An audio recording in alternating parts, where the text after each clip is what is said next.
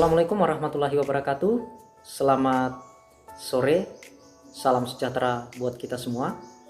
Teman-teman dimanapun Anda berada, sore ini saya Deddy Miswar akan kembali mengkaji atau berbagi pengetahuan terkait dengan persoalan hukum. Dimana pada video saya sebelumnya, saya mengkaji definisi atau pengertian ilmu hukum menurut para ahli. Di sini saya merujuk pada pendapat yang dikemukakan oleh Hans Kelsen, kemudian pendapat yang dikemukakan oleh Jan Gisel. Nah, pada video kali ini saya akan mencoba mengkaji jenis-jenis hukum yang kita kenal di negara Indonesia. Yang pertama, ada yang kita kenal dengan istilah hukum tertulis. Hukum tertulis ini lebih dikenal dengan istilah hukum positif, yang mana contohnya misalnya adalah undang-undang. Nah, undang-undang ini adalah merupakan suatu hukum tertulis yang tertulis secara ekspresi verbis ke dalam suatu naskah. Nah, dalam sistematika perundang-undangan kita, dalam hierarki perundang-undangan kita mengenal ada ada beberapa susunan peraturan perundang-undangan kita sebagaimana yang diatur dalam Undang-Undang Nomor 12 tahun 2011. Dalam hierarkinya tersebut menjelaskan bahwa yang dimaksud dengan undang-undang adalah yang pertama itu, yang paling tinggi adalah Undang-Undang Dasar. Undang-Undang Dasar tahun 1945 yang merupakan konstitusi atau dasar negara kita. Di bawah Undang-Undang Dasar, kita mengenal ada yang disebut dengan Undang-Undang Garing Perpu.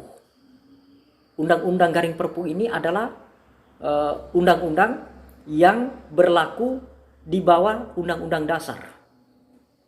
Perpu ini adalah peraturan pengganti undang-undang. Nah, Perpu ini dibuat pada saat keadaan darurat, di mana kepala negara menyatakan bahwa negara kita dalam keadaan darurat, maka dikeluarkanlah Perpu itu untuk mengisi kekosongan undang-undang. Seperti itu.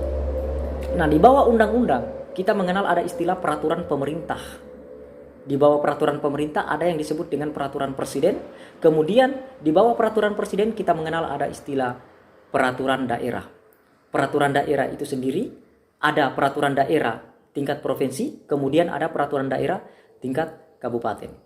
Nah, itu yang kalau kita merujuk pada hukum tertulis yang berlaku di negara kita. Kemudian selanjutnya kita mengenal ada istilah hukum yang tidak tertulis.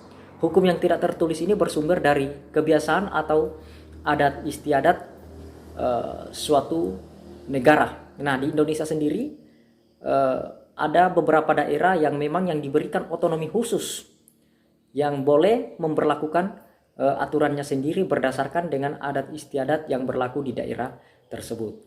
Contohnya misalnya daerah istimewa Aceh, kemudian daerah istimewa Yogyakarta. Nah, seperti itu barangkali teman-teman, itu saja yang saya sampaikan pada sore hari ini. Untuk video saya selanjutnya saya akan membahas terkait dengan persoalan hukum pidana.